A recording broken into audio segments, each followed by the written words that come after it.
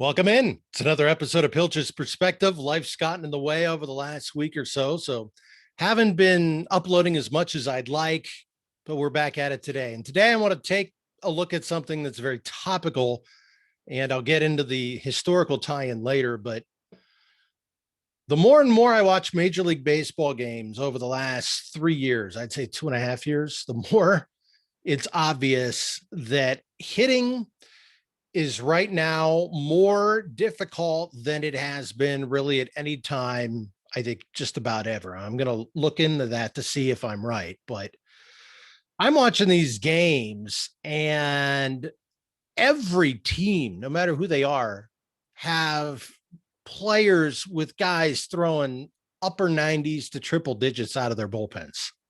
I mean, every team's got them now. And you're not going to hit much when that's the situation. I did a little research on StatCast in 2019. Okay. Well, let's do it this way. In 2008, so we're going back 13 years. In 2008, there were 214 pitches thrown in the major leagues at 100 miles an hour or better for that entire season. 214. Joel Zumaya threw 64 of them. Okay. In 2019, the last full season, there were 1,050 pitches that were thrown 100 plus. Now, 4 pitchers combined for 660 of that 1,050. So keep that in mind. The other totals are spread out among a lot of guys who had anywhere between like 1 and 5. In 2014, there were 1,057. So from 2008 to 2019, you saw an increase of 836 individual pitches thrown 100 miles or more. That number is only going to increase as we move forward. Again, a large percentage of those pitches are done by a handful of pitchers, but those other guys are still hitting 98, 99 a lot, okay? And it's not just the velocity they're facing for those late innings. It's a lot of those guys have movement. Emmanuel Clase of Cleveland throws a cutter at 101, 102. The ball's moving. It's not straight at that velocity. Hitting is borderline impossible as it is. I've watched a lot of Major League batting practice through my years. And yeah, they talk about guys squaring the ball up a lot and hit it far. You see a lot of guys at BP hit weak ground balls to short and pop it up in the cage too. Even Major League hitters, knowing the ball coming at them at 65, 70 miles an hour, still don't hit it well all the time. And now you've got these guys with that kind of velocity. It basically takes, it's like 0.3 something milliseconds for a 100 mile an hour fastball to get to the plate. That's the equivalent of an eye blink. So if you blink your eyes when you're facing a guy throwing 100, you literally won't see the ball. That's how much time you have to recognize the pitch coming up out of the arm slot, coming here, and then deciding if you're going to swing or not at 100 miles an hour. So you have to be ready for any fastball coming. Have to be. If they have another pitch, a curve, a slider, a changeup, a splitter, whatever it is that they can throw in there and throw for strikes on top of it, you can't hit it because you're geared up for that velocity. It's impossible to hit it unless you know the pitch that's coming, and even then you might not hit it. So hitting's impossible enough as it is. And then I see the movement these guys are getting with that fastball and with the breaking stuff. And they talk about the spin rate, and you throw 90, 60, you can't throw strikes, but you got a great curveball with a huge break to it. Break is movement. Just keep throwing that. And you can throw these guys an inning at a time. It's just getting to the point to where they're almost going to have to make some rule changes. I know in the minor leagues, they're experimenting with moving the mound back. We'll see if that works. You can absolutely implement some changes with the defensive shifts. And that kind of gets into something else I wanted to talk about, which is the analytics in sports. We know analytics is a big part of baseball and a big part of basketball. It's getting bigger and bigger right now with football every year. That's why you're seeing the explosiveness of the wide receivers and the big play, the home run balls, so to speak, that wins more games for you. It 100% does in the college game. A lot of that is also because of the rule changes. Linemen being able to block 3 yards past the line of scrimmage is a big reason for that. You can play everything well defensively and still get beat. It's at the point now with the speed and the rule changes where you almost can't defend certain plays. It's not quite to that extent in the NFL, but it's getting there. Look at Tampa Bay and their run, the way they threw the ball vertically. But anyway, the analytics in sports like basketball and football are about scoring more points, shooting threes from the corner because it's a shorter shot. You'll score as many points per 36 or 48 minutes shooting 33% from 3-point range than you would 50% from 2-point range. So you shoot threes and gimme twos like dunks and layups and stuff like that. And it's all about how do you get more points. In baseball, the analytics are about run prevention. It's almost like they don't really care about hitting that much. It's about pitching, spin rate, velocity, and then defense. Where do they hit the ball the most? How do you position them? And there's only so much you can do at any level as a hitter to get better. Okay. The human eye can only adjust the speed so much. There's only so much you can do about that. You can't really do much as a hitter to get better. You can do all the vision training and everything else in the world. To a point, it's eventually not going to matter. Baseball's always been about pitching, defense, and timely hitting, and it still is, but it's just harder and harder to hit now. And that's what the analytics say. So that's what the teams are following. To me, the analytics have not necessarily made for the best sports world. Every NFL game looks the same because just about every team seems to run the same type of offense.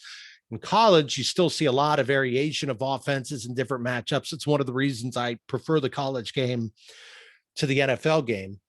But it's at the point now, it's seemingly in baseball where whether you're a good team or a bad team, if you've got a lead after 5 or 6 innings, that's the key.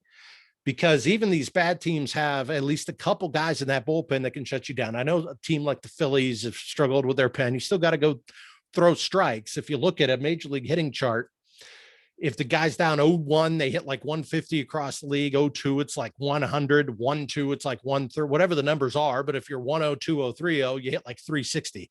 That's not a mistake because you can just sit on that one pitch in that one location and your odds go up in terms of trying to hit it.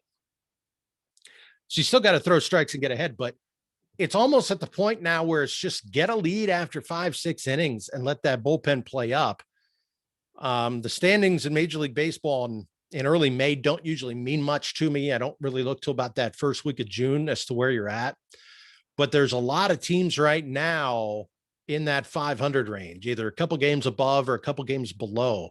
Usually even this late into the season, there's a little more separation, and it will be interesting to see if that's just an oddity or if that's a trend that stays, because you get a lead, especially if it's more than 1 run, and definitely if it's more than 2 runs, it's just tough to come back at all. It was always hard to come back from larger deficits, but with the way these bullpens are, good luck. And it's just like a race to have the lead after 5 or 6 innings now. And if you want to compare the run scoring environment now to other years, I took a look at this, and this is pretty stout. You look at the dead ball era, which would have been pre-1920. Now, the modern era of baseball basically began in 1901. And we're going to look at that.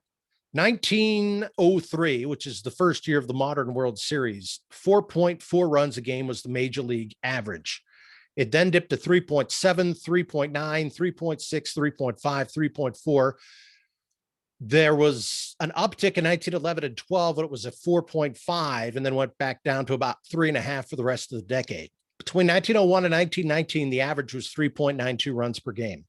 1911 and 12, the ball had a cork center in it, which led to more runs scored because the ball would bounce farther and had more life in it when you hit it. This was the typical dead ball era in baseball history. And they got rid of that beginning in the 1920 season. The balls would be replaced at the first sign of them having any wear or scuff marks or anything like that. Like you see now, they see it, they throw it out. Balls in the dirt, they throw it out. That started in 1920. Before that, those scuffed balls and dirtied up balls would stay in the game, meaning it was a lot harder for the hitter to see the ball. And if it's scuffed, even if you hit it well, it's not going to go as far. It gets more movement. You know how it works. Pitchers couldn't deface the ball anymore beginning in 1920. And they actually made the ball tighter. They just wound the stitches tighter on the ball beginning then. That led to an offensive explosion. Now, the greatest offensive era in baseball history, it wasn't like the mid 90s to the mid 2000s during the home run barrage. It was the 20s through really the mid 30s. In 1930, 5.55 runs a game were scored per game. Between 1920 and 41, nearly 5 runs a game were scored in each game, 4.84.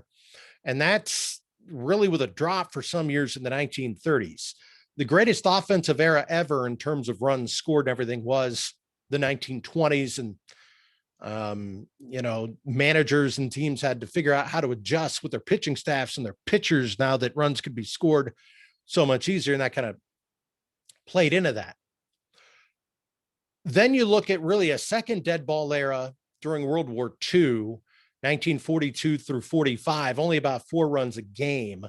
And a lot of that had to do with the war. The quality of the balls were inferior because there was something they used in the baseballs at that time that were used to make explosives or green paint or something like that they needed for the war effort. So they just didn't have the materials available. So the ball just didn't jump as much. They're kind of lifeless balls. Then you had kind of a strike zone change in 1963. Prior to that, from 46 to 62 was probably the most balanced era in the history of the game, about 4.4 runs per game. And if you look year to year, the run totals really didn't change that much between 46 and 62. And this is a time where integration really started and there were more teams popping into the league. The schedule changed. You didn't see a lot of differences. You played way more night games. You had to fly coast to coast, but the scoring levels were kind of even despite all that. So that's kind of interesting. That may have been the best balance between hitting and pitching in the history of the game, is 46 to 62. Then you got that third dead ball era when they changed the size of the strike zone from 63 to 68. He had 3.86 runs scored per game at that point. The Rules Committee in 1963 raised the size of the strike zone where it went from the shoulders to the very bottom of the knee. So you had a lot of pitches thrown, also more balls hit in play because of that, because you had to swing at more pitches that were potentially strikes. And the pitchers just went nuts throughout most of the 1960s. There wasn't much offense at all. 3 runs a game won you a lot of games in those days, especially if your pitching was just solid.